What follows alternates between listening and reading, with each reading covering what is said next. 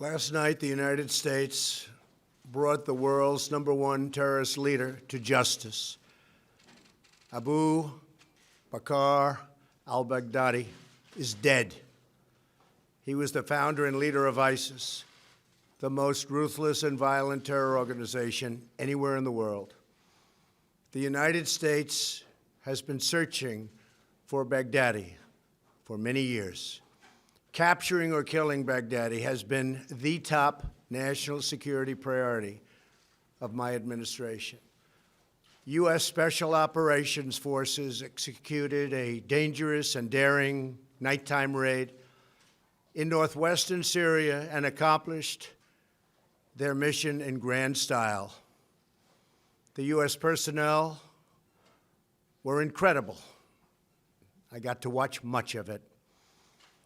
No personnel were lost in the operation, while a large number of Baghdadi's fighters and companions were killed with him.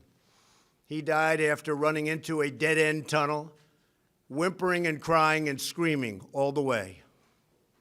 The compound had been cleared by this time, with people either surrendering or being shot and killed. 11 young children were moved out of the house and are uninjured. The only ones remaining were Baghdadi in the tunnel, and he had dragged 3 of his young children with him. They were led to certain death. He reached the end of the tunnel as our dogs chased him down. He ignited his vest, killing himself and the 3 children.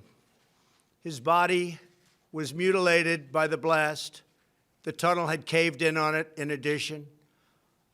But test results gave certain, immediate, and totally positive identification. It was him. The thug who tried so hard to intimidate others spent his last moments in utter fear, in total panic and dread, terrified of the American forces bearing down on him. We were in the compound for approximately 2 hours, and after the mission was accomplished, we took highly sensitive material and information from the raid, much having to do with ISIS, origins, future plans, things that we very much want.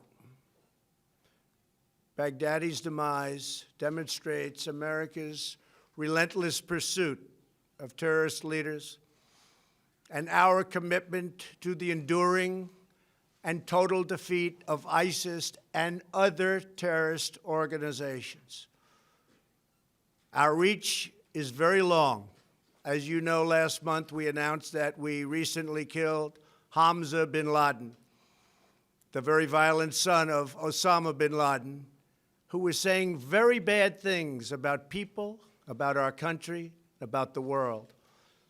He was the heir apparent to Al-Qaeda, terrorists who oppress and murder innocent people should never sleep soundly, knowing that we will completely destroy them. These savage monsters will not escape their fate, and they will not escape the final judgment of God.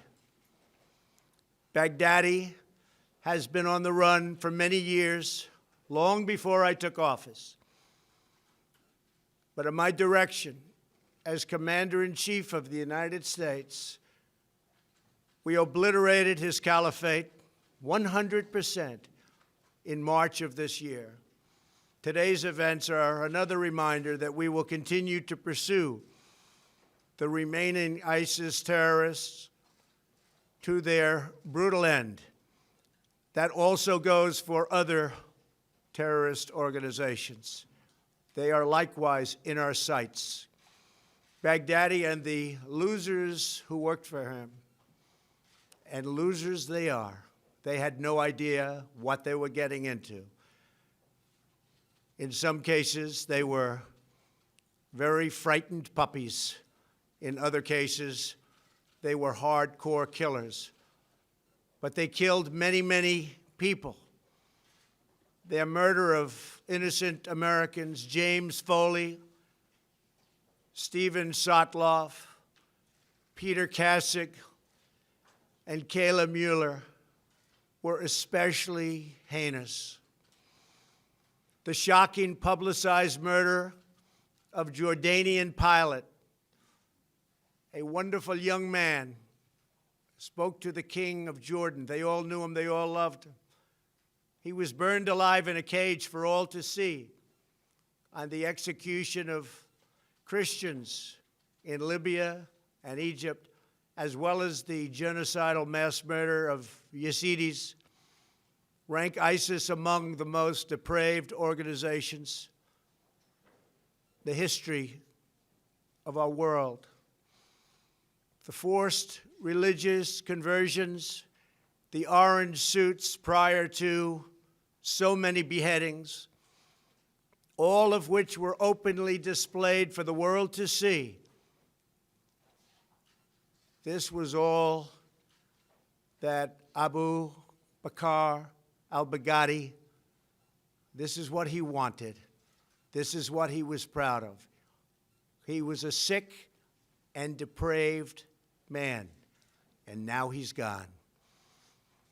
Baghdadi was vicious and violent, and he died in a vicious and violent way as a coward, running and crying. This raid was impeccable and could only have taken place with the acknowledgement and help of certain other nations and people. I want to thank the nations of Russia, Turkey, Syria, and Iraq, and I also want to thank the Syrian Kurds for certain support they were able to give us. This was a very, very dangerous mission. Thank you as well to the great intelligence professionals who helped make this very successful journey possible. I want to thank the soldiers and sailors, airmen, and Marines involved in last night's operation. You are the very best there is anywhere in the world. No matter where you go, there is nobody even close. I want to thank General Mark Milley and our Joint Chiefs of Staff. And I also want to thank our professionals who work in other agencies of the United States government and were critical to the mission's unbelievable success. Last night was a great night for the United States and for the world. A brutal killer, one who has caused so much hardship and death, has violently been eliminated. He will never again harm another innocent man, woman, or child. He died like a dog. He died like a coward. The world is now a much safer place. God bless America. Thank you.